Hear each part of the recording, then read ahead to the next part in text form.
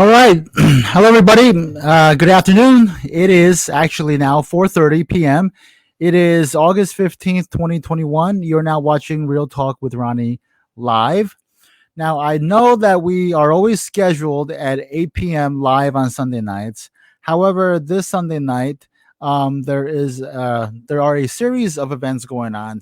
I know that in Fair Lawn, there is a concert in the Park series that actually goes on every Sunday night, and these events are always great opportunities and chances for me to go out and meet the voters. So unfortunately, that kind of coincides with the time of my show. So I thought, why don't I try to broadcast tonight's show a little bit earlier, right? And then for the people that still want to catch it at 8 o'clock, by then it will be on my page, and you can just watch it at your free time, right? So that's why we're starting today's show a little earlier, right? And I'm still deciding if in the future we want to move the time of our show like earlier or later, or maybe to a completely different day. Because, right now during the summer times, there's a lot of stuff going on. Especially at nighttime, there's concerts, there's events, and festivals, and these are events that I want to hit up to meet the voters and try to get the message of my campaign out there, right? So in the next few days, I'll decide when we will have a regular time for the show, okay? And I'll keep you guys posted. So my campaign is going great. I'm getting out there every single day. Yesterday, I was at an event. Well, I went door to door with Jack Ciattarelli, who's running for governor, and we were in Bergenfield, and we had a great time. We knocked on a lot of doors, and Bergenfield is traditionally a Democratic town, but let me tell you, yesterday, a lot of the voters that we met were really, really fed up and pissed off with how the Democrats are running our county and our country. So a lot of soft Democrats and independents, and even Democrats, are just really fed up with the way that our system is working now. So I think that's a good chance for us, and I think they will cross over. But going door to door with Jack Ciattarelli is always it's an inspiration, because he's so great at connecting with everybody, right? It doesn't matter if you're young, old, white, black, right? Male or female. Jack Ciattarelli has that ability and that charisma to really just connect with every single person. So it was really a delight to have the opportunity to go door to door with him, and I'm sure I'll be doing that a lot more in the coming weeks, right?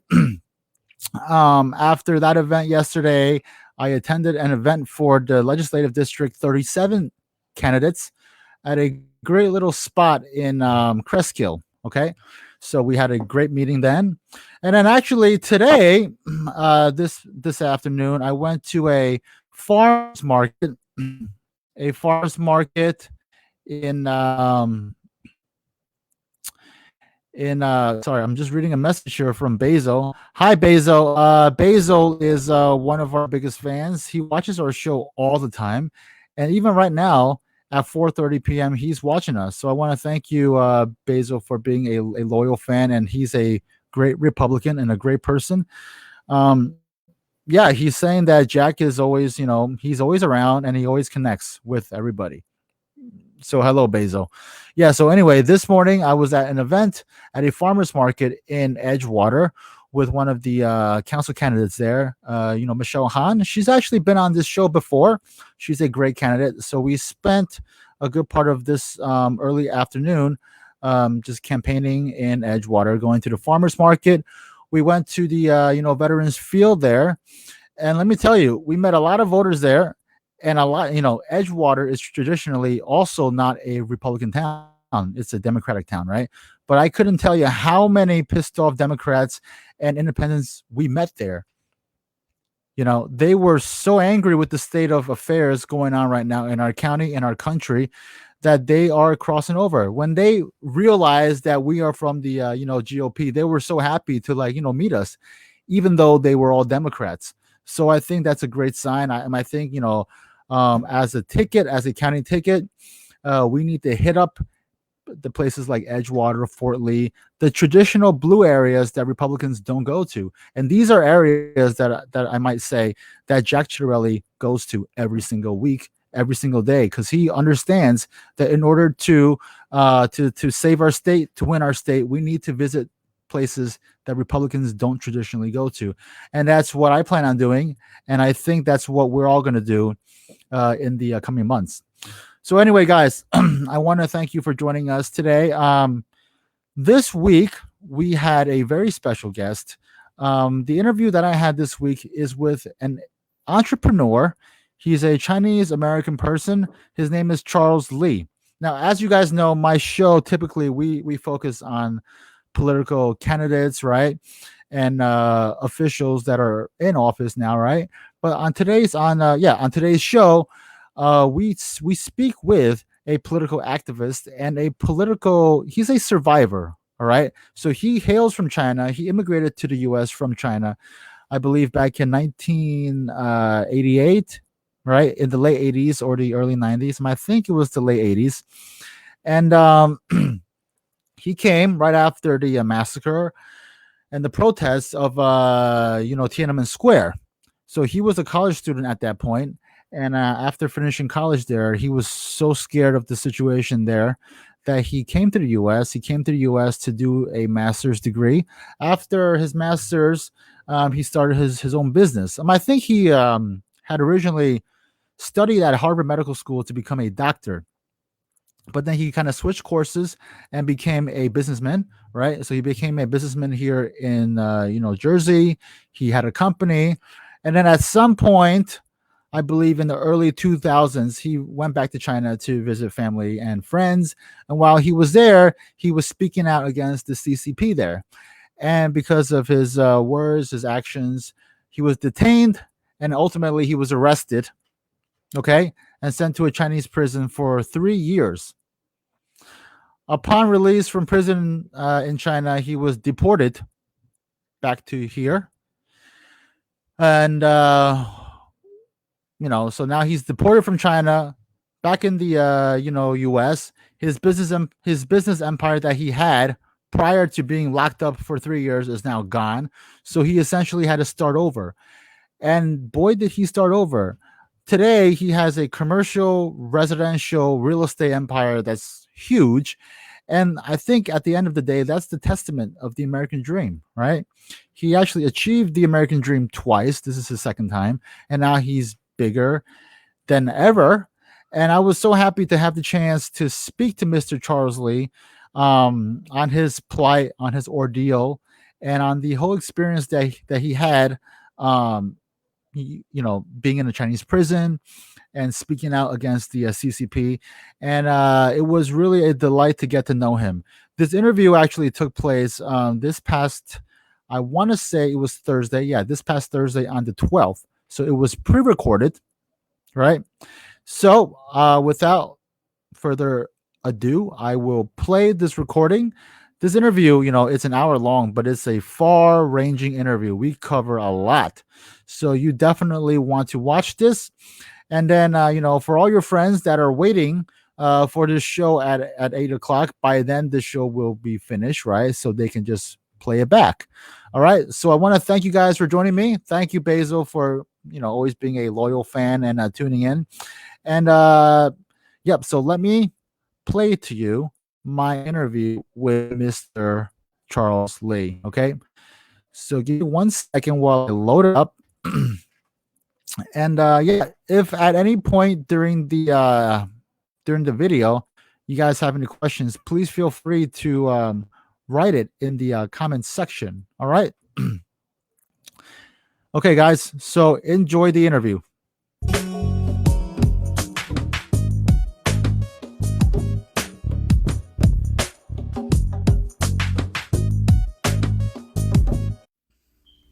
Good afternoon. It is August 12th, 2021. You're now watching Real Talk with Ronnie. My name is Ronald Joseph Lin. I'm your host. And today we have a very special guest, Mr. Charles Lee. Hey. Hi. Nice to meet you. Yep. Thank you for joining us. So as you guys might know, my show typically deals with political candidates, right? But on today's show, Charles is not a candidate. what he is a political activist, and also a political. He's a survivor of sorts, and we're gonna find out why. Charles Lee is from China. He immigrated to the U.S. back in 1988, right? 1991. 91, after the events of Tiananmen Square. Tiananmen Square, yeah. right? We all know what happened then, right? So after that event, Charles immigrated to the U.S. to start his new life here. So he essentially escaped the CCP, and he's got a very fascinating story. Charles came to the U.S., became an entrepreneur, a business owner, right? Yes. And he had an empire. But then at somewhere down the road, you went back to China. Yes. He went back to China and protested the CCP and some of their policies. And as a result, he was detained, locked up in a Chinese prison for 3 years, right? Yes. 3 years. And then afterwards, he was sent back to the U.S. And when he came back, his empire was gone, right? He had to start over. And that's what he did. He started over. And now we're happy to report that your business empire is back and running and bigger than ever, right? Okay, so I'm going to stop talking. I'm going to let Charles do the talking. So, Charles. Yeah, Ronnie. The floor is yours. Yeah, thank you. It's a very nice introduction. Again, my name is Charles Lee. I'm the only American citizen who has been locked up by the Communist Party in China for revealing the truth about the persecution of Falun Gong. But I just want to let you know my brief history. I came here in 1991 after a long time of struggling, because the Tiananmen Square massacre is a big event in China's history. People were so desperate, so it's like life and death issue for me. Okay, sorry to cut you off, but for people that are watching, the Tiananmen Square massacre, I know, that's almost 40 years now, right? 40 years, yeah. Maybe we have some viewers that might be younger who may not know what that was. Can you explain to them what that massacre was? Yeah, there was a lot of movements in China during the 80s because the Communist Party in China started opening up and transform kind of policy in 1979. So in 1980s, a lot of new ideas, things from outside of the country, so people sort of waking up. So during that time there was a lot of corruptions in the Communist Party, so people are not satisfied, so they had some kind of protest in 1986, and then again in 1989. But 1989 was a big event because at that time Hu Yaobang was China's the Communist Party's general secretary. He died. And he was sort of, a nicer person than other communists or here. So people loved him, so they want to protest against the CCP. So a lot of people stationed in Tiananmen Square, millions of people. So there was sort of students' movement. So then the Communist Party started a crackdown in June, the evening of June 3rd. So we call that June 4th because most of the people were killed in the morning of June 4th.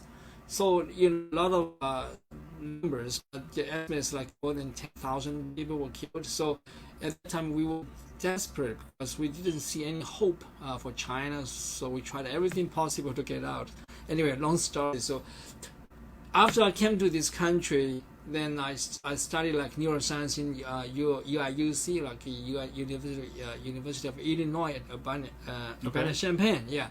So you came to the U.S. to pursue a master's degree, right? No, actually, originally was a PhD. Okay, PhD. But I got a master, and then I stopped and went to Harvard Medical School to do medical research. Wow. And since I studied medicine in China, so I was thinking at that time almost about myself, right? My good life in the career and everything. So I thought, I might want to be a doctor. Okay. Because I was medically trained in China. So I passed the board exam at step 1 and step 2 when I was working at Harvard Medical School. So and then I got to know some kind of meditation called Falun Gong. It was very fascinating. It's very good for my health, and also it teaches people some kind of principles you can assimilate to is truthfulness, compassion, and forbearance. So if you really assimilate to those principles, then we call that your morality will go up, right? You'll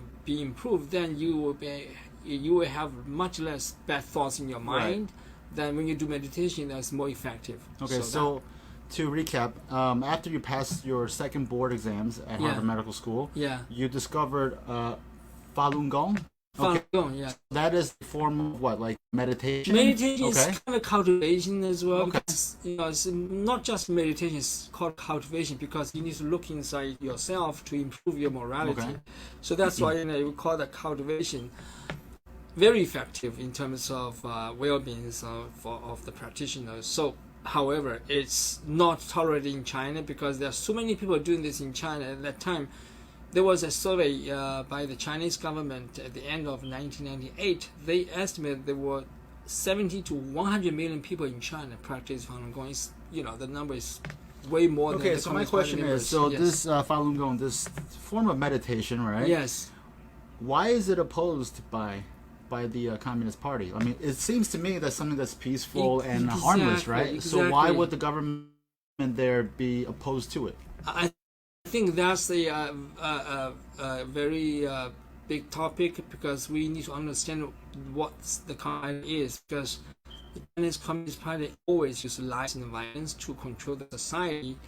So after they took power in China in 1949, there were more than 80 million people being starved to death or killed by them, during all different political movements, one after another, and also including Cultural Revolution and including the Tiananmen massacre, we just mentioned. So it's a lot of things about the Communist Party, but they do not like the Falun Gong because Falun Gong teaches people to be a good person, no corruption, everybody be nice to each other. So this is a very sharp contrast to Communist Party because people know that there's a lot of corruptions. Almost all the communist officials corrupts. So it's like a contrast, right? People will, feel like Communist Party is no good.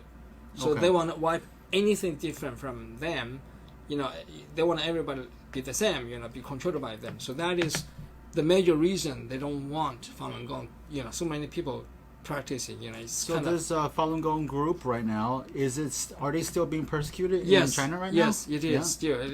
There's a lot of things. So, but anyways, I want to talk more on that later on. Because how they're persecuted. So, what happens is that I got to know Falun Gong, but right after that, they started persecution. In 1999. But before that, there was some kind of events in April 25th, like in Tianjin, they arrested dozens of Falun Gong practitioners, and people went to the government compound in Beijing trying to say, we are good people, we don't have any political agenda or anything like that, just release us.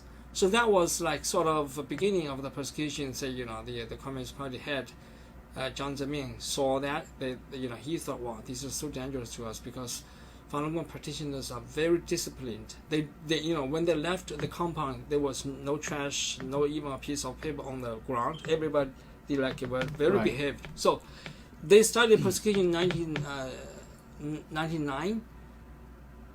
Then I went back to China a couple of times trying to get contact with the people in there. So just convey some messages because the Communist Party always control the information flow. So they since they took power in 1949, there was no single media controlled by any free man. Everything is controlled by them. It's no newspaper, radio, or whatever TV you mentioned. So that's like they control all the information. So that's why when they started persecution, they put out a lot of lies about Falun Gong. They say Falun Gong practitioners are crazy. They kill themselves. They kill their kids, know those things. It's like you're monsters, things like that. So then, but my question is, so you mentioned that the representatives of the Falun Gong, they went to Tianjin, which is in Beijing, right? Yeah. And the Tianjin is different city. They arrest people in Tianjin, and then people people gathered in Beijing. Maybe like more than 10,000 or something. Right. They are all volunteers. There's no you call it a representative or something. That people just volunteer to go because I want to be a part of it. Right. So volunteers from Falun Gong, they go to Beijing. Yes. They talk to the government people. Yes. And they tell them that, we don't pose a threat. We don't have a political, we don't have like no a agenda at all. Yeah, we don't have we don't have a plan or anything. We don't want to overthrow the government. Yes. So even after all that, why was the government still threatened? That's what I said. Because the head of Jiang Zemin, at the head of the Communist Party, saw more than 10,000 Falun Gong practitioners. They just stood there like very quiet. Okay. They just wait for the government to respond. And finally, the premier Zhu Rongji at that time, he came out, and he just brought like 3 or 4, not that representatives. At that time, it's kind of volunteers. So they went inside and they talked. And Zhu Rongji said, we never had a plan to persecute the Falun Gong, whatever. So you can continue to practice. But Jiang Zemin came out in the car, and he saw like all these people are very disciplined, quiet. So he felt as kind of threats to the Communist Party. So because they were organized, not like organized. Right. It's just people are very well behaved. Okay. They don't want to cause any harm to other people. They just stand on the sidewalk. So it's because they were too well behaved. Exactly. So that's why they feel. They feel like threatened. So maybe if they were not so well behaved, then the outcome would have been different. I do not know. Yeah? Because it may be like they still want to persecute you if you're not worried. Because I don't know. The thing is, in China, you cannot have anything different from whatever the Communist Party wants. Okay. Even different thoughts, different and that's ideas. one of the big dangers of having a one-party rule. Right, and right. I think we actually see that these days in this country, right? In this country, we're almost at a one-party rule. Yeah. As you know, here in Bergen County. Yeah. It's almost a one-party rule. It's all Democrats. On the federal level, we're almost at that level, right? And then today is cancel culture and everything else that's going on. Yeah. Do you see any, similarities between what's happening today? Yes. And what went on in China back then, or even today? It's not as bad as in China, but it's heading to that direction because we are losing the freedom of speech. Right, censorship. Right? Yes. Everyone can cancel left, right, center if you say something or espouse a view that's contrary to what the media and what the government people say, right? Of course. So, that's very similar they cancel to what happened in China. Yeah, in China it's worse because if you say something different, then you might be put in prison. Mm-hmm.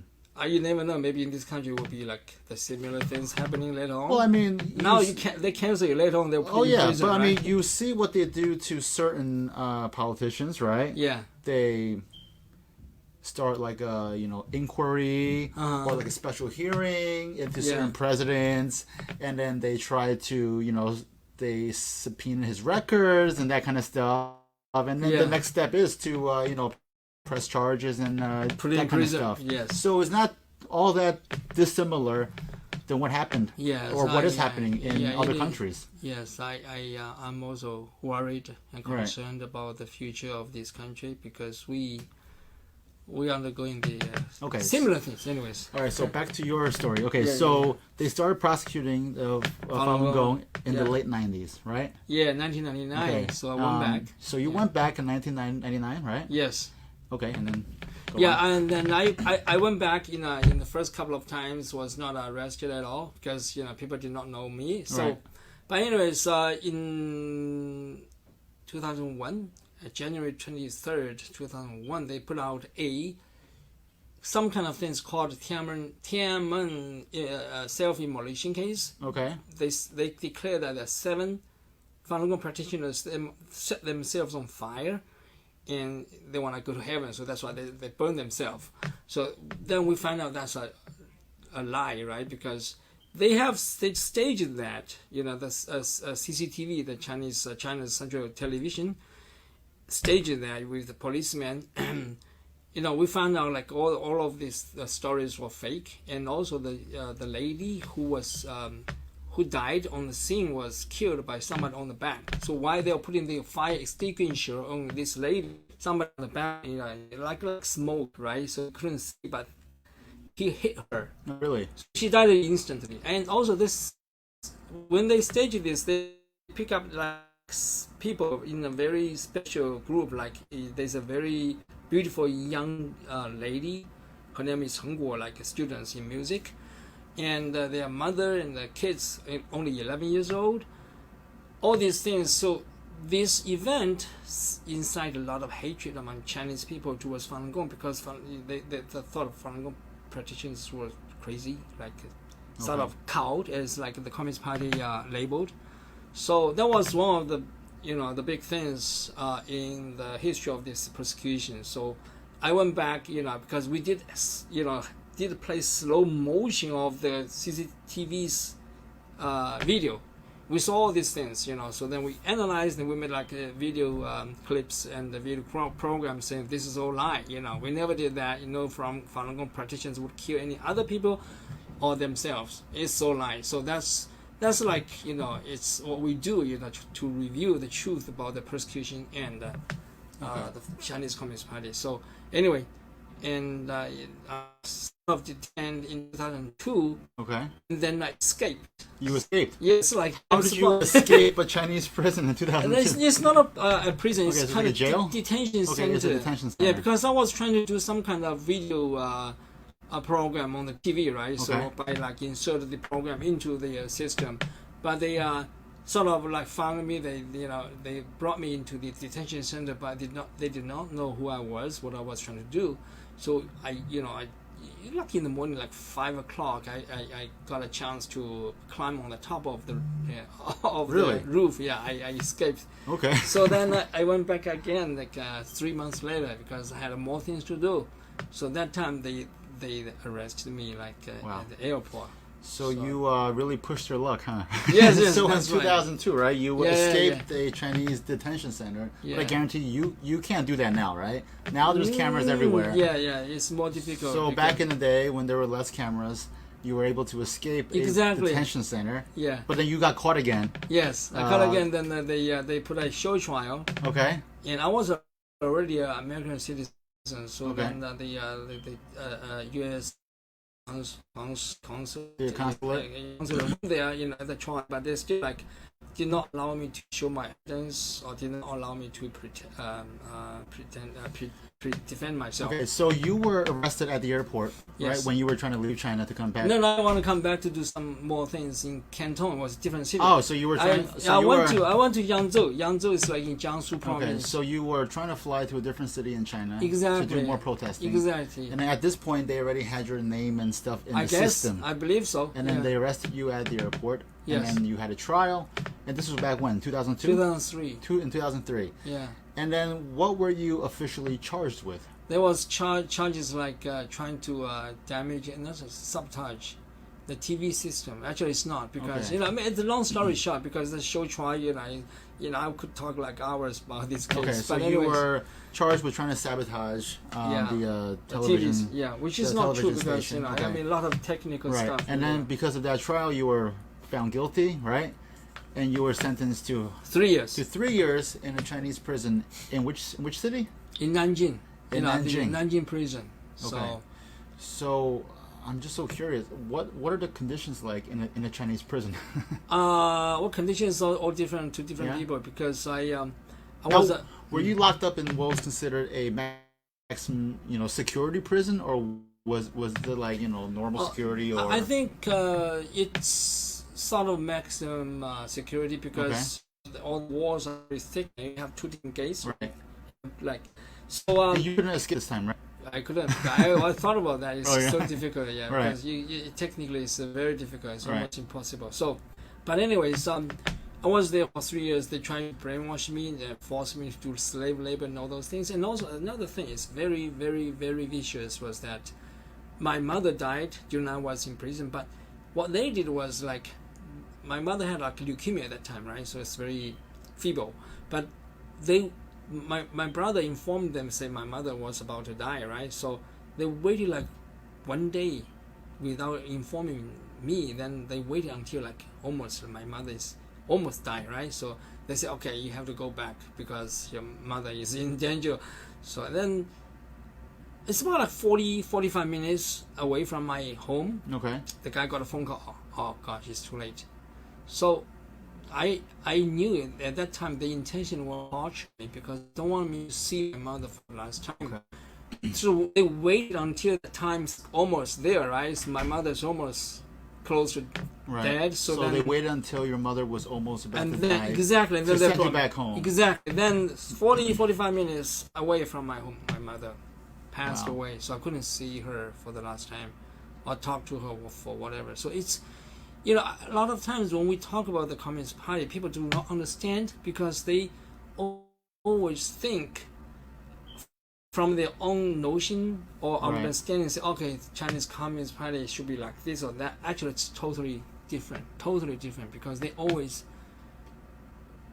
vicious. They have been doing this for 100 years, right? So that's from 1921, So since they were born, they always accumulate all the weakness in history. Whatever they learn from history or from other people from other countries, they learn the bad stuff. Oh yeah. How to torture people, how to kill people. There's one instance, I think I mentioned that before. They have the tactics called the people ocean tactic in the war. We realized that later on. People ocean is like they use civilians when they have the battle with the nationalist soldiers. They use civilians, put them in front of their own army. Then they push those people forward, and the nationalist army had to use guns to kill those civilians. Otherwise, they're going to lose, right? So until the point they either run out of ammunition or they couldn't do that anymore because of their conscience couldn't bear that anymore, and then the communist army just ran over them. Mm-hmm. That's how they call this people ocean. So we didn't know that until very late. This is so evil. People couldn't do that, right? And also another thing is usually people have wars, right? Once you got a power, usually you let people have their own lives, right? But it's only the beginning of the Communist Party. They took power and then they started killing. So immediately after they took power, they killed 4 million landlords. So they killed those landlords. The landlords will grab their own their lands and their properties, that kind of things. It's very vicious things people cannot understand, or maybe don't even have a clue that could be happening. Right. So another thing is about persecution of Falun Gong. We found out in 2006 in March that they harvest organs from the practitioners, sometimes without anesthesia. When they are alive, the organs will be used for transplants operations. So in one way they eliminate their so-called enemies. In other ways they can make a huge amount of money. So right now there are tons of hospitals in China doing this. So it's like an entire supply chain. Mm-hmm. They're doing this all the time. So wow. It's people couldn't believe it, but we do have a lot of evidence. Some of them have not been revealed, but it will be. So that's how the Communist Party does. It's we call that it's like a Satan. It's like evil. They don't treasure the human lives at all. So okay.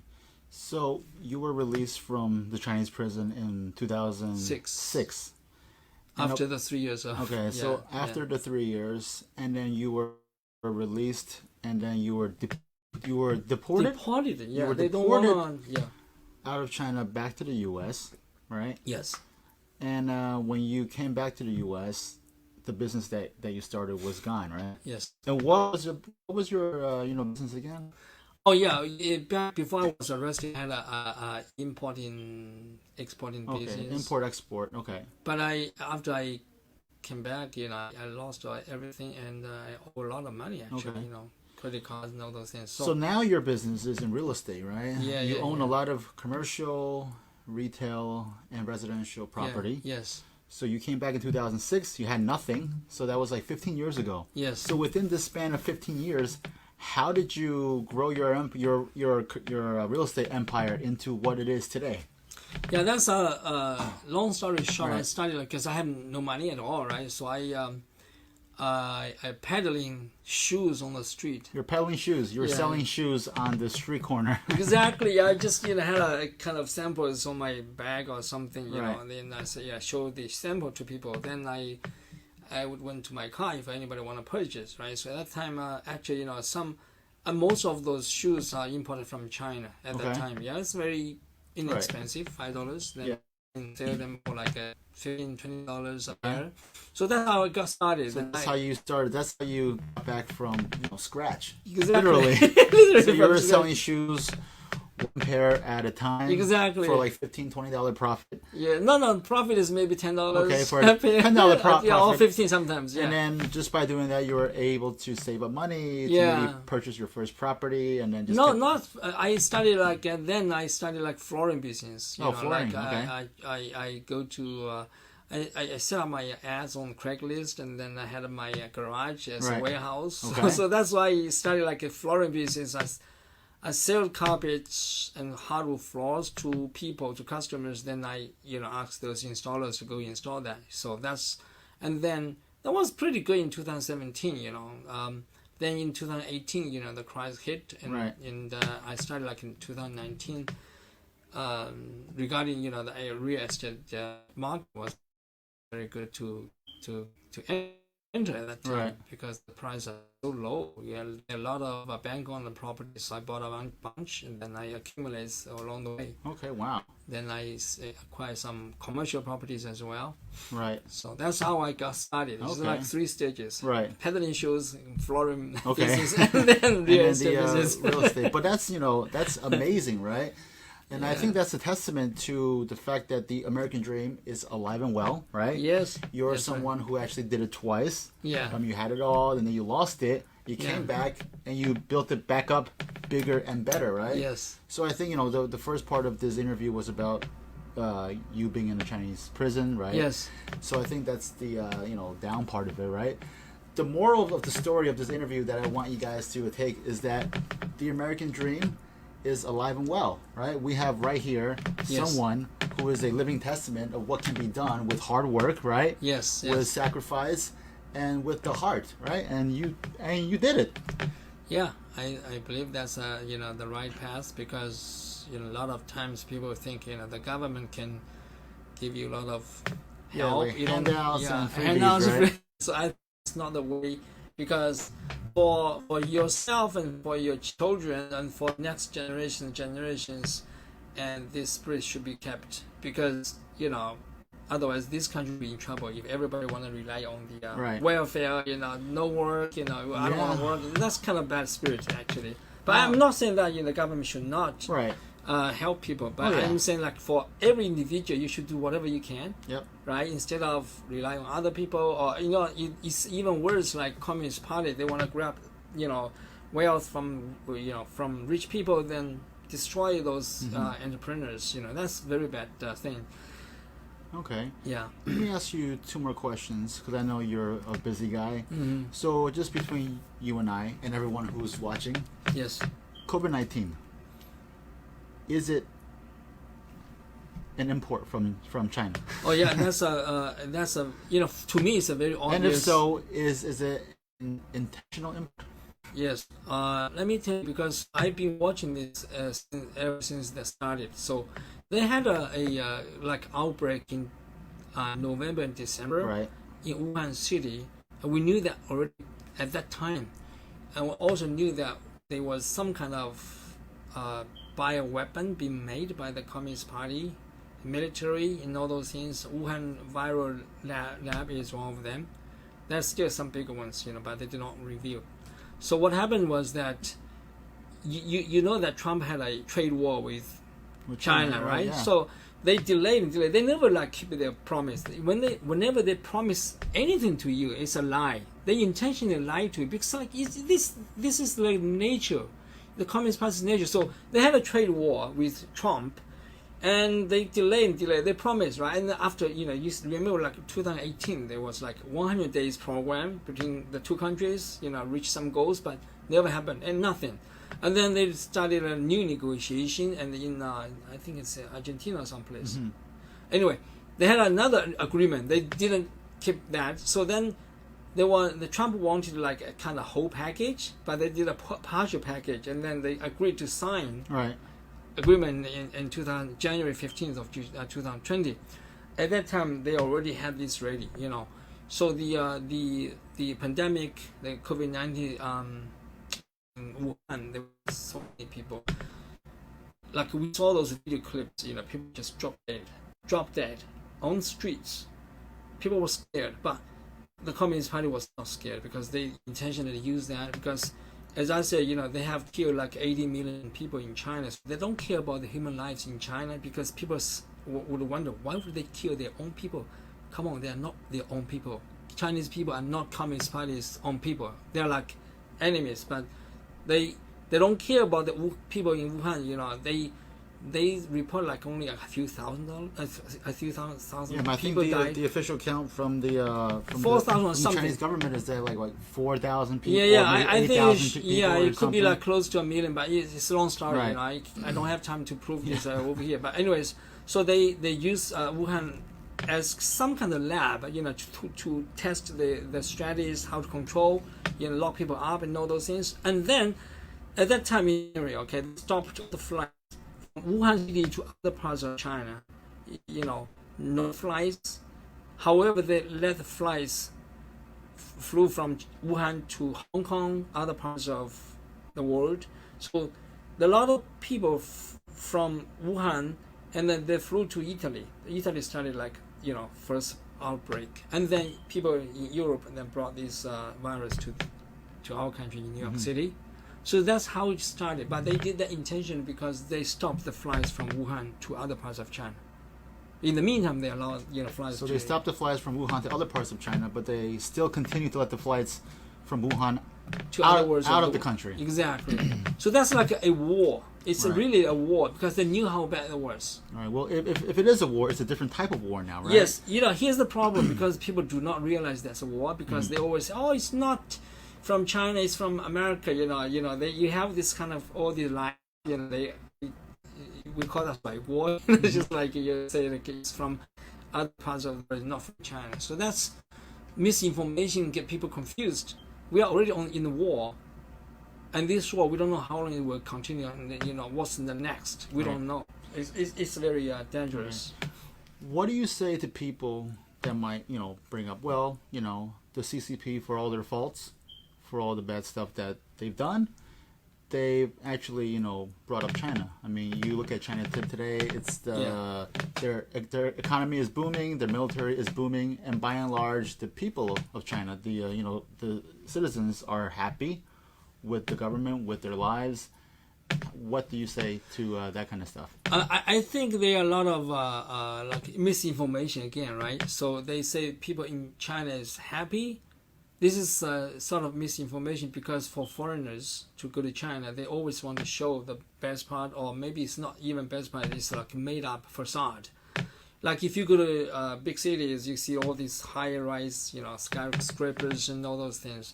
And in fact, they are, people in China getting much richer than before. But there's some kind of things people don't see is that all those people who get much richer, they are either Communist Party officials or related to them, because they get like connections. We call that 关系 in Chinese. So if you have connections, you get somebody to endorse you, then you can make money. Otherwise, but Charles, isn't that the way it is in every country? I mean, if you look at here in our country, right? Yeah. You look at the Speaker of the House, which is Nancy Pelosi. She's Yes. worth like millions upon millions, right? So people that are high up in government, they tend to have connections and they tend to benefit from those connections, right? Yes. So isn't that the same thing here too? Well, it is similar. It's not like the same because the corruption in China is absolute, meaning like a person like me, I cannot survive in China. I cannot have this, properties without any connections to By the the way, government officials. so you are, I guess, considered a former, Chinese villain now, right? Felon?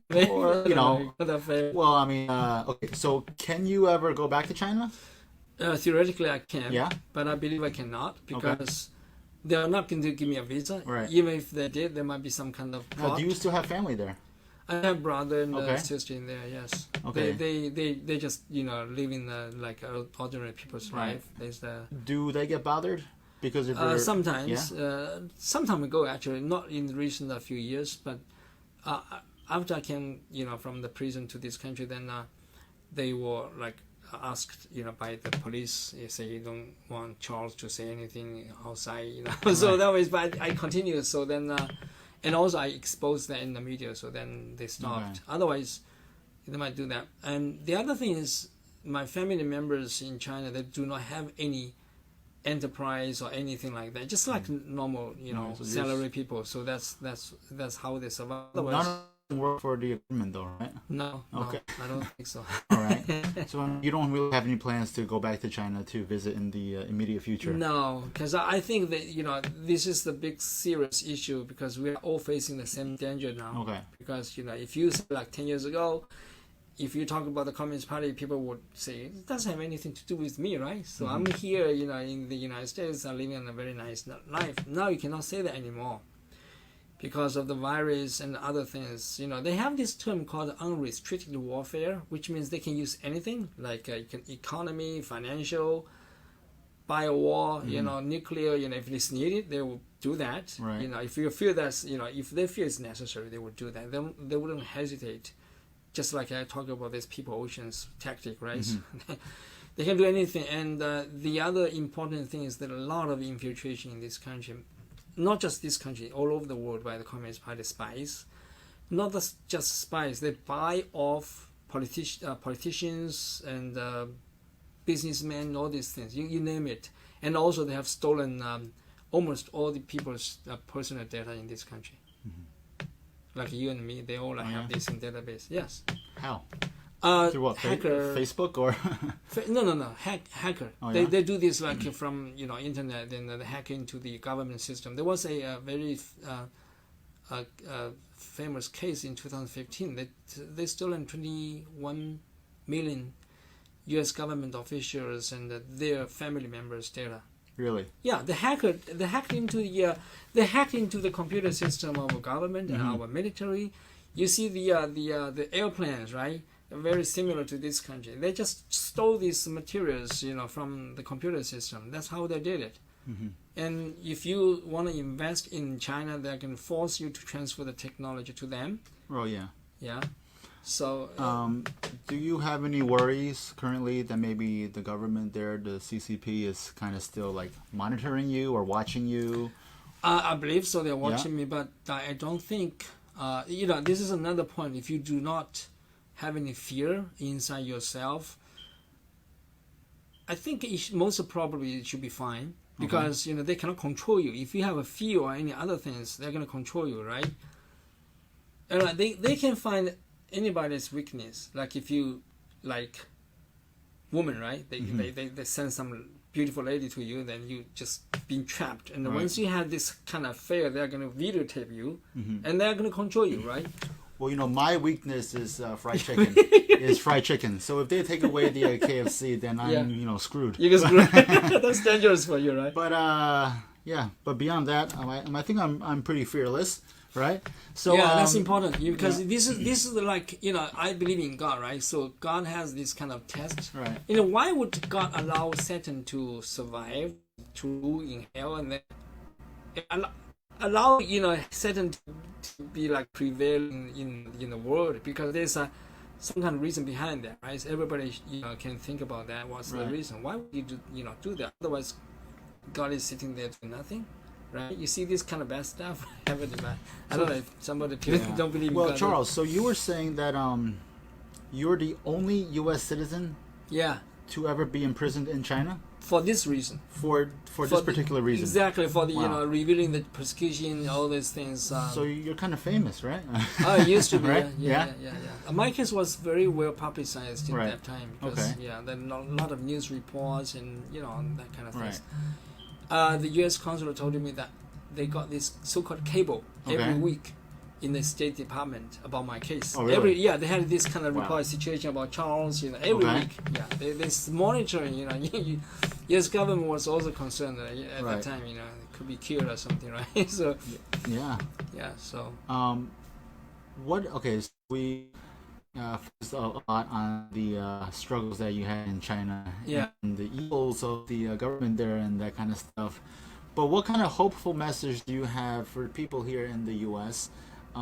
If they're struggling, if they're trying to make it? I mean, what kind of words of wisdom can you tell them? Yeah, I think two parts. The first part that we have to be aware of the danger we're facing from the Communist Party in China, because this is like, it's absolutely evil. Because even though if you look at the communist officials come to you, they might be very nice to you, smiling and then promise this and that, but deep in their heart is like evil, because they're trying to catch you, they're trying to cheat you.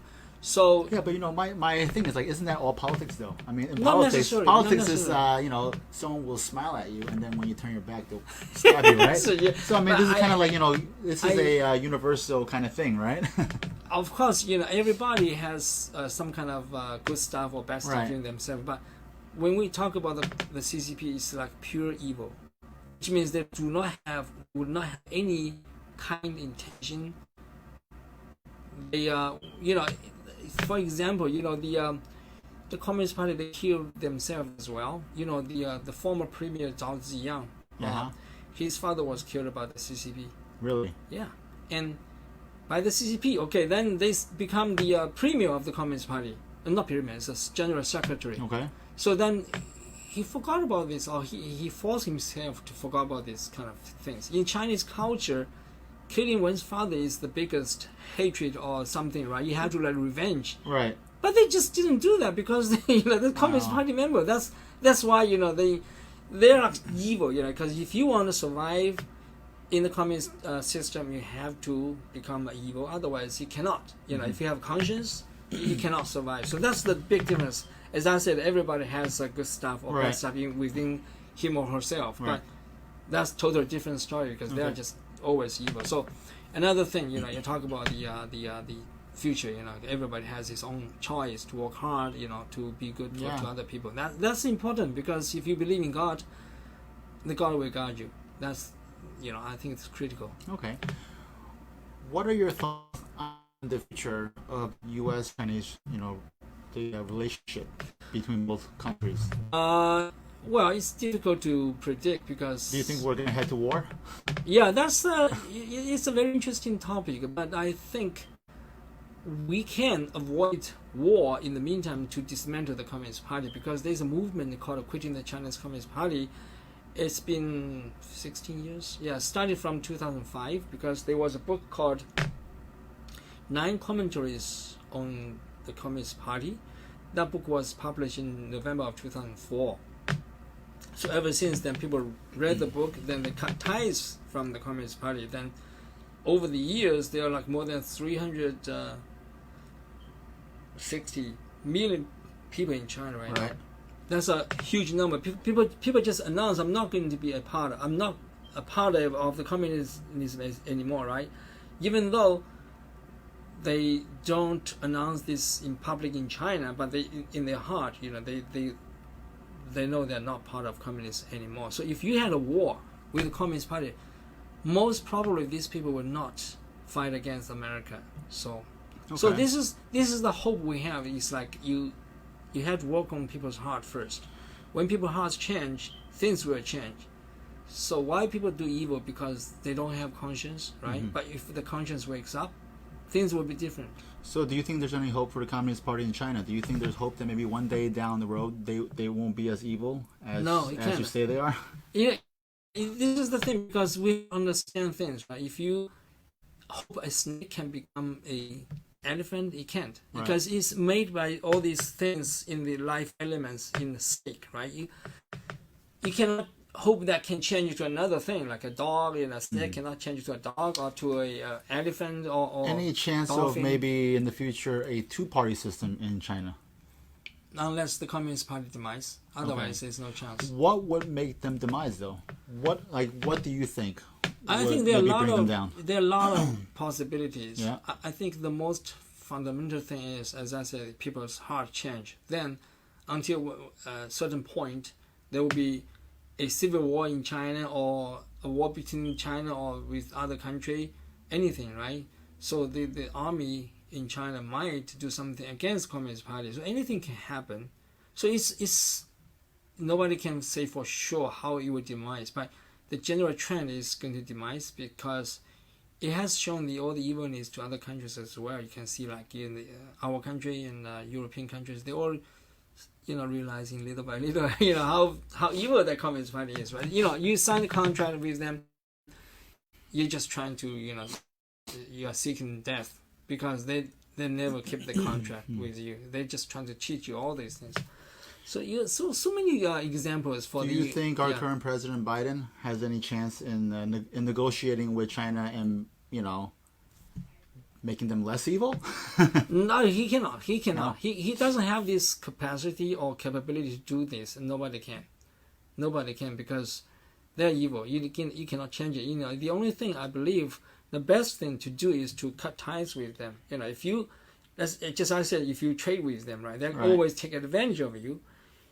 Huawei, the company, right? They're so Huawei, big. Yeah, because the Communist Party is behind Huawei. Any competitor cannot compete with them because they are supported by the entire country. So they will be grab all the contracts with a very low price. So all the competitors will be killed, right? And then they control the market, and then they raise the price. You cannot do anything. Mm-hmm. So that's how they compete. So or they sign a contract with you, they will just kill, Right. So things like that. So it's not changeable. Right. I don't believe CCP will change. It will develop in that same path. Trying to control people, trying to expand. It's like a cancer. Cancer cells, they expand very fast. They don't have a limit. So that's how it is. Well, liberalism, I feel, in this country has become a cancer, right? Yeah. Because liberalism, turns into socialism, and then turns into Marxism, and then the tentacles go into everything else, and then it pollutes the entire system.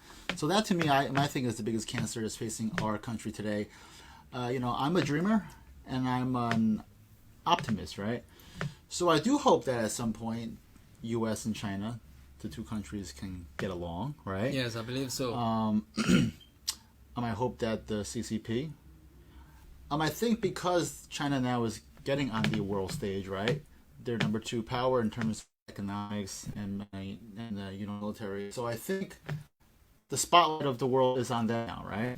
So I think because of this glare, I'm hoping that there's certain elements within the CCP that will kind of change their ways, and you're talking about CCP changing their ways of behaving. I'm hopeful, because now they can change it on surface. So. Well, now they have the pressure of the world, kind of like watching them, right?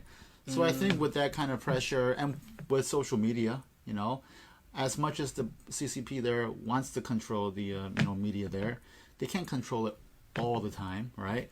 In China, they can. Yeah, but there's also other ways for the young people there to kind of see what's out. The firewall, right? Yeah. Kind of so I think there are ways, right? So I think with the advent of social media, of the world sort of like opening up, it kind of does force the CCP and the bad elements of the party to kind of self in the mirror and make some changes. Yeah, I think again I sound like extremist because my point is that you have to cut ties with the CCP. If you have a kind of relation with them, you're going to be contaminated. As I said, just like cancer, right? If the normal cells, if they want to contact the cancer cells, the cancer cell will expand and eat your food, and the normal cell will die. That's like a nature law. Right. The same thing with the CCP. So if you think you can do business with them, if you think you can get make some money from them, you're going to lose. I think the important, there's a lot of examples. One example is Motorola. Back in 90s, Motorola was like the first cell phone maker. Right. It was so big and so outstanding. Remember, they made the Razor, right?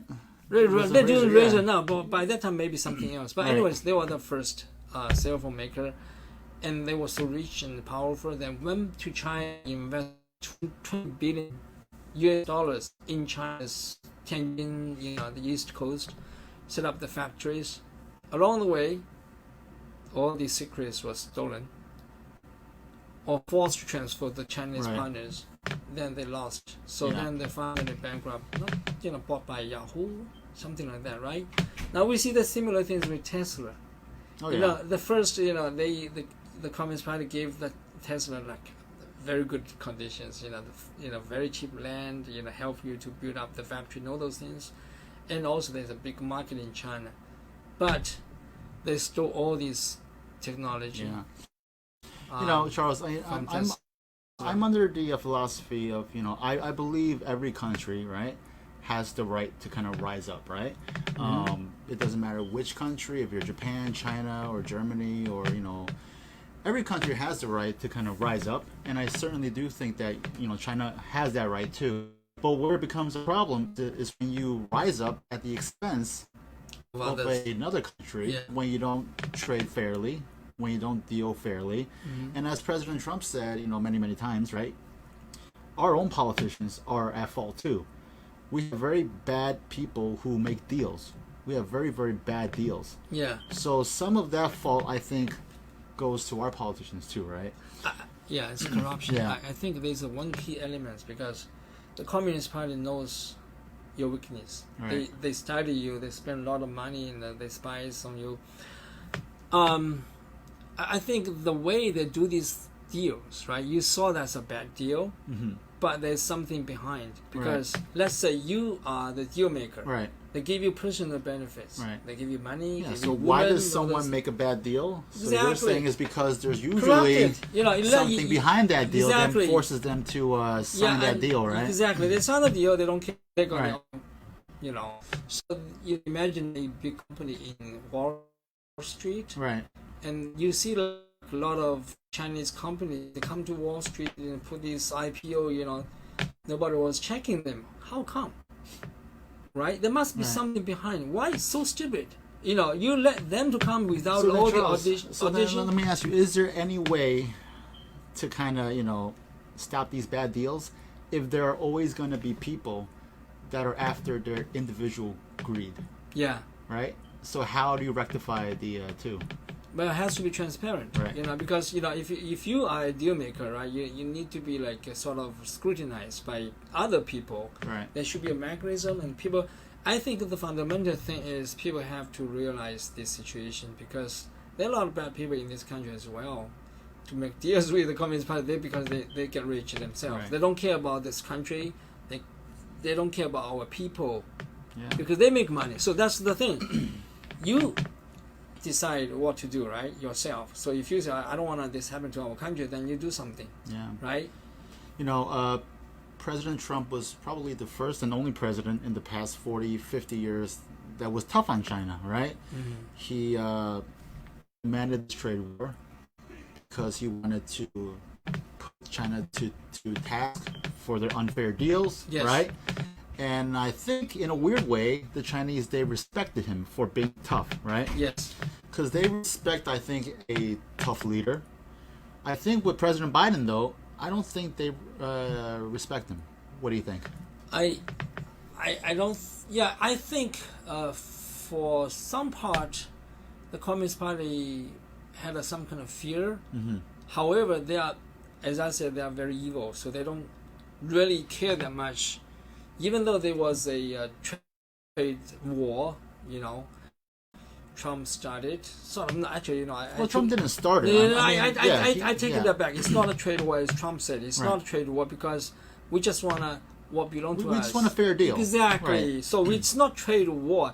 Actually, China started a trade war a long time ago. Like if you go back to the WTO, the agreement, they didn't keep any of their promise. Nothing. Right. So they started trade war a long time ago, but Trump was the only president, the only politician who had the guts. Exactly. Who has the guts to face the problem. Right, However, he lost because he did not realize how evil the Communist Party is. So they had this trade deal, and then they delay, right? And they promised and they delay. Oh, this is not right. We cannot do this. Oh, let's talk again. Okay, then Right. another 5 or 6 months passed. They're just pushing it back, right? Exactly. Then Kicking the can down the started road. the Right. war, the bio war. So that's why Trump lost. Since the pandemic, the economy went down. Mm-hmm. He lost the election, all those things, right? So it's like all somehow related to the Communist Party. Whatever tragedy we have seen in the past 2 years is from there. So we have to realize the Communist Party from China. This is the biggest danger. There are also bad things in our country. Bad people, but the most evil and the most dangerous is Communist Party in China. So that's the thing. First thing we need to realize that we cut ties with them, just like you don't want to be with the cancer cells, right? Cut whatever barrier you can have. Don't do these deals with them. Don't go like Tesla. Go to China. I think Tesla is going to be in trouble in China because he might be helpful. If he doesn't keep his discipline, then he might just be a helper of the Communist Party. If that happens, it's going to be very bad. But anyways, a lot of people are already doing this. They just kneel down, kowtow to the Communist Party. Give me food and then I work for you. That's what they do. It's very, very sad, but it is happening. Yeah, it is sad, but it happens. And for the foreseeable future, we're not sure what's going to happen. But I'm hopeful that that there won't be a war. I'm hopeful that at some point the two parties can come together and we can work together. Yeah, because at the end of the day, no one wants war. Right? War is something that is not beneficial to anybody, to any country. Yeah. So we have to hope for the best, but we need to reflect on ourselves, right? Yeah. Our leadership up on top needs to be a lot tougher, right? Yeah, I think the point, get back to nobody wants a war. That's true. We don't want a war, but we should not be afraid of war. Mm-hmm. If that happens, it happens, right? So we need to be facing it. Do the best thing we can. Ronald Reagan, my namesake, he always said that a good offense is a good defense. Right? Yes. You want to have a military so powerful that no one is even going to think about starting a war with you. Yeah. And I think that's what Trump was trying to do, right? Yeah. He was building up our Navy and our military to try to bring it up to speed. Because let me tell you, China, they're building up their military every single day, 24/7, right? They have those artificial islands now in the South China Sea, and those are military bases, right? So they're getting ready, and in this country, unfortunately, instead of focusing on our military, on our infrastructure, on our economy, we're focusing on all these social issues, on being woke, on who to cancel next. And that's it's so sad. It's unfortunately it's taking time away from what we should be doing. Exactly. We need to focus on. So our politicians and our leaders here need to get smarter, need to get wiser, to realize what's going on. Because if we don't, it's always easy to blame other countries and other governments, right? But if we don't do our part to make ourselves strong. Mm-hmm. Then at the end of the day, the only people that we can blame are ourselves, right? Yeah. I think I think two things. The first thing is the truth. You need to seek for truth. The second thing is don't have any fear in your heart. It's important. If you do, or you have some other severe weakness, they're gonna catch you. Right. So the moral of the story: have no fear. Yeah. No fear. That's why I went back. So I no fear. I did not have Lee. Fear in my mind when I went back. I knew it could be arrested or even killed. Right. I want to do the best I could. Right. So that's the bottom line. If we have more people doing this, I think we have a bright future for sure. Well, thank you, Charles, for your time today. So everybody, this was my exclusive with Charles Lee. He has no fear, and I think that should be the takeaway message that we from our talk today. Charles escaped a Chinese detention jail. center. He escaped a detention center, and then he was later captured and put into a Chinese prison. Yes, He went through a Chinese prison for 3 years, and he is back here in the U.S. now, building up his empire from scratch. Right? You were peddling shoes, and now he has a real estate empire. So, despite the doom and gloom of what we were talking about, I think the main takeaway from this talk is that in America, in this country, you still can make it, right? If you really try. Yeah. And although the American dream right now seems to be teetering, it's still here, right? It's still here. We still have a chance, We still have a chance. even though it's much less than before. Yeah, we still Yeah. have a chance, but you can do it if you have no fear and if you work hard. All right. Thank you, Charles. Thank you, Ron. Yeah, nice talking to Yep. you again. Yeah. This is Real Talk with Ronnie, and I will see you guys next time. Thank you. Thank you, guys.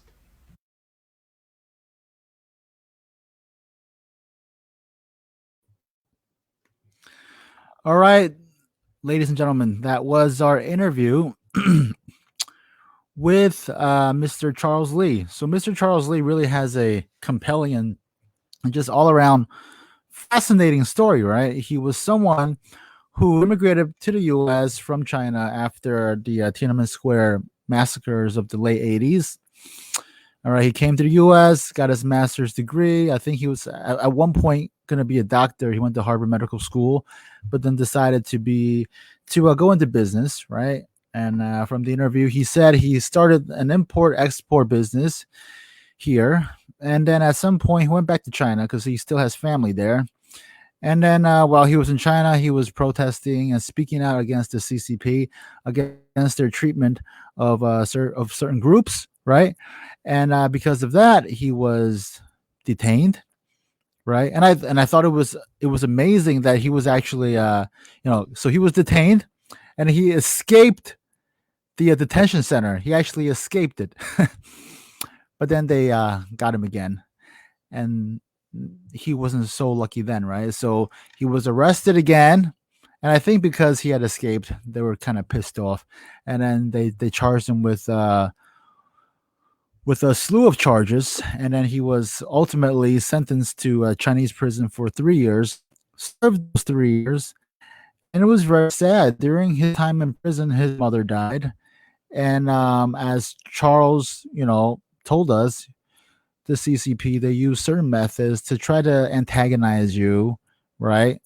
Yeah, they let him go see his mother as she was on her deathbed, but then they also purposely waited until she was almost gone to let him go see her, right? With the full knowledge that by the time he got there, it would be too late. So that's another form of torture that I think is even worse than anything else, right? So Mr. Lee went through a lot of ordeal and hardships while he was in that Chinese prison. And you know what? It was good that at that point he was considered a U.S. citizen, because he told me that if he was still a Chinese citizen at that point, he probably would have been executed, right? He would have been done. So I think his saving grace was the fact that he was a U.S. citizen.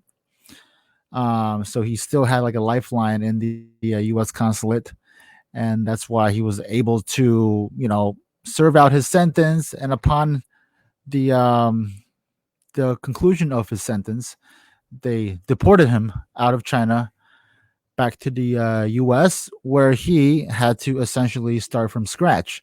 His import export business that he had was now gone, right? And as you heard, he had to actually start off from the very bottom. Well, not really from the very bottom, but he had to, start off selling shoes. All right, he was peddling shoes um, on the streets, right? On the streets of like California, and he did that, made a profit of like, I don't know, $10 each. And from that venture, he was able to save up like enough capital to eventually go into, I believe he said, the flooring business, right? And then from that, he moved up, and then he went into real estate. He invested his money into real estate, into commercial and residential real estate, and that's where he is today. So he actually accomplished the American dream twice, right? Twice. So that goes to show that the American dream here in the U.S. is still alive and well if you want it, if you work hard enough, if you have the tenacity and the determination to go after it, right? So it just comes to show, if you want it, it's there. You just have to fight for it and work hard for it, which I think are the tenets of the Republican Party, right?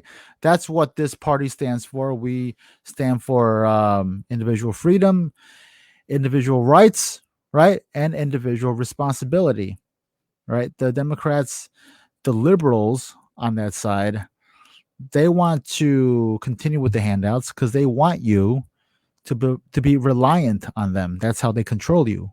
But here in this party, we don't want you to rely on us. We want to give you the tools and the means so that you can succeed on your own. And in which case, you won't need anybody. You won't need government. You won't need politicians. You won't need me, right? Because you already have the tools and the know how to make yourself as big as you want to be, right? And I think that's the American dream. That's what we all strive to be. And in today's society, the Democratic Party, which, and I will say this, the Democratic Party, what it used to be, was not a bad party, right? They had good ideas too. The problem is that today's Democratic Party is not a Democratic Party. It's become a socialist, it's become a Marxist party, right? And they don't believe in freedom, they don't believe in rights, and they don't believe in anything that founded this country, right? They don't believe in any of those principles. So I don't I don't really I don't fault the Democratic voters, right? The Democratic voters voted for the Democratic Party in the past because they liked a certain number of their platform, and they had good ideas, right? But to all those Democratic voters out there who are very disgruntled and very fed up with what the party has become, I just want to say it's not your fault, because you still have those same principles, right? The problem is that the Democratic Party, they don't have those principles anymore. That party has been hijacked by the worst elements of that party, by the fringe group, and they've hijacked it. So the Democratic Party of today has moved away from you. All right. But luckily, the Republican Party is still here. And in this party, we still believe in common sense. We still believe in individual rights and freedoms. And we still believe in the tenets that make this country great. So for all the Democratic voters out there, the independents, right, the disgruntled voters, come on over. We will represent you because we still represent you and we still represent this country. You know, today in Edgewater, I was in Edgewater today. As I said, I was campaigning. Um, and Edgewater is traditionally a Democratic town, right? It's a very liberal town, which is fine, right? But I couldn't tell you how many Democratic and liberal voters we spoke to today that are so fed up and angry with the Democratic Party and what they're trying to push down our throats, especially with the critical race theory, with all this racist nonsense, with all these social issues, with all these cancel culture, things, right? They're sick and tired of it too. And these are Democrats, right? These are they're either soft Democrats or independents or moderates, right? But they're definitely Democrats, and they're even fed up with their party. And they were so happy to talk to us today. They were so happy to meet, uh, people who are running for office that actually still aspire to having common sense and that still practice, sensible policies. So they were happy to meet us, and they were telling us that, they are more than happy to come on board. And I've even got a donation from some of them today. So that just comes to show that I think the tide is switching over, and people are genuinely fed up. Okay. Anyway, guys, I want to thank you for joining me today. I know we started a little early today because, as I said, there are a few events going on tonight. There's like a concert, there's events going on in parks, and these are the events that I need to hit up to reach as many people as possible to come over to our side and vote for me and vote for my ticket and vote for the entire slate, right? We need a new governor. We need a new county government, and we need new, local officials that will represent us again, right? We need the same people on the school board, right? Um, and we need back in our system and back in our government. So for everyone who's watching right now, I want to thank you today. And of course, if you're used to watching us at 8 p.m., you can still do so. This live feed will be finished soon, and then it will be available for your viewing pleasure any single time or every single time that that you want to view it. So if you're accustomed to watching this at 8 p.m., you can still do so at 8 p.m. You can watch anytime you want, right? So you can always reach my campaign by going to my website, ronaldjosephlin.com, ronaldjosephlin.com. um, and you can for now, we are still attempting to do this live every Sunday night at 8 p.m. But like I said, with the summer, right, we're in the midst of summer and in the midst of all these activities. So there is a possibility that I might change the time of my show to a later time or to another day, so that it could free up my Sunday nights to go to a lot of these events that are going on. All right. But in the meantime, if you I think you have an interesting story to share, if you want to contact us, you can do so at realtalkwithronnie@gmail.com. Realtalkwithronnie@gmail.com. And you can always find us on Facebook, facebooks.com/realtalkwithronnie. And you can visit our official YouTube channel page by searching for Real Talk with Ronnie. All right, guys.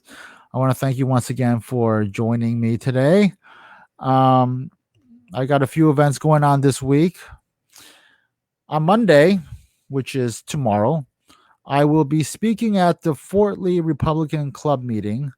Um, I will be posting a update on my page as to where the address will be, but I believe it begins at 7:30 p.m. tomorrow, Monday night in Fort Lee. I will be there speaking. So if you're watching, if you want to come and see me, if you have any questions, please come by tomorrow. I will post the location tomorrow on my page later today, and you can always swing by and see me. Okay.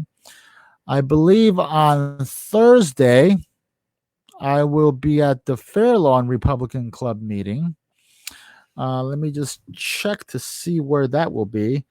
And of course, you can come by and say hi to me then. And I believe this Thursday, all the county candidates, we will all be at the Fair Lawn GOP meeting.